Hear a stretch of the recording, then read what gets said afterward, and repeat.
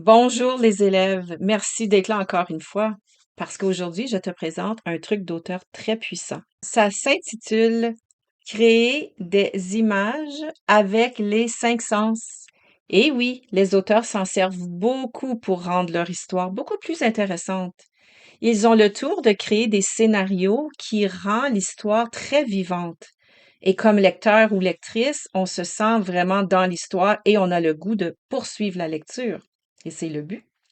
Comme auteur, on pense toujours à ça. Qu'est-ce qui intéresse les lecteurs? Qu'est-ce qui va faire que le lecteur va vouloir lire la suite?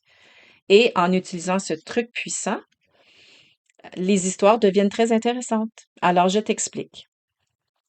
On part d'une idée très simple et ensuite, on s'imagine, bon, ben, dans cette situation-là, qu'est-ce qu'on entend? Qu'est-ce qu'on peut voir autour de nous? Qu'est-ce qu'on peut sentir, par exemple? Qu'est-ce qu'on peut ressentir? Ensuite, qu'est-ce qu'on pourrait goûter, par exemple?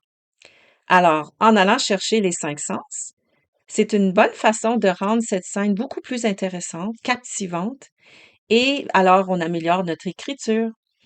Mais avant de poursuivre, regardons ensemble dans l'album de Dominique Demers pour voir comment elle met en pratique ce truc d'auteur. Je vais vous lire un extrait du livre. J'aimerais que tu fermes tes yeux pour l'exercice et voir s'il y a des images qui se créent dans ta tête. Voyons si l'autrice a été capable de créer des images avec les sens. À la tombée du jour, il se leva péniblement et marcha lentement vers la mer. C'est là qu'il souhaitait disparaître, parmi les poissons aux écailles lumineuses et les coquillages enfouis. Une haute vague l'emporta bientôt.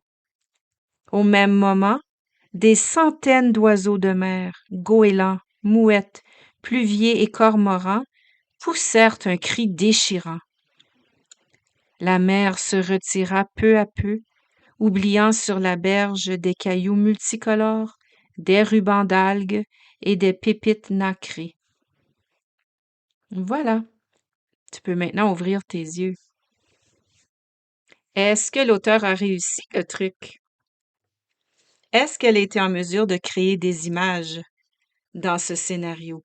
Alors, si dans ta tête tu voyais un vieil homme qui marchait difficilement et lentement, si tu as vu des poissons aux écailles lumineuses et des coquillages enfouis sous l'eau, ici, elle aurait pu tout simplement dire que vieux Thomas voulait disparaître dans la mer. Mais non, elle s'est placée dans le lieu, c'est-à-dire dans la mer, et puis elle a décrit ce qu'elle pouvait voir. Elle voyait des poissons aux écailles lumineuses et des coquillages enfouis. Elle aurait pu dire au même moment des centaines d'oiseaux volaient dans le ciel. Mais elle a ajouté des centaines d'oiseaux en les nommant spécifiquement des goélands, des mouettes, des pluviers et des cormorans. Et on pouvait même entendre le cri des oiseaux. Ensuite, lorsque la mer se retire, on peut voir des cailloux multicolores, des rubans d'algues et des pépites nacrées.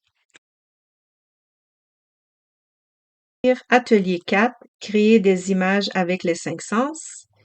Et voici les cinq sens. Alors, il faut pas les oublier parce qu'on va s'en servir pour transformer nos phrases simples en phrases beaucoup plus visuelles. Parce que plus tu ajoutes de sens dans ton scénario, plus ton texte devient vivant.